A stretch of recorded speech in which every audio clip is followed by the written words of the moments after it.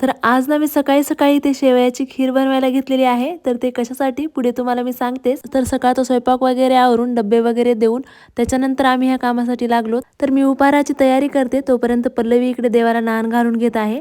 तर मी आज शेवयाची खीर बनवली याच्यासाठी की आज सर्वज्ञ श्री चक्रधर स्वामींचा अवतार दिन आहे. त्यानिमित्ताने तुमच्या सगळ्यांना मंगलमय शुभेच्छा. तर इकडे माझी शेवयाची खीर करून झाली, त्याच्यानंतर धिरडे बनवून घेत आहे. तर माझं सगळं इकडे आवरून झालं आणि पल्लवीने पण इकडे सगळी तयारी केली होती. तर देवाचं नाणे घालून झालं होतं. त्याच्यानंतर देवाला गंध अक्षता केल्या, फुलं वाहून घेतले, विडा व्हायचा राहिला होता, विडा पण ठेवून घेतला. त्याच्यानंतर चक्रधर स्वामींचा पाळणा म्हणला, म्हणजे आम्हाला काय म्हणता येत नव्हता, मोबाईलवरतीच लावला होता.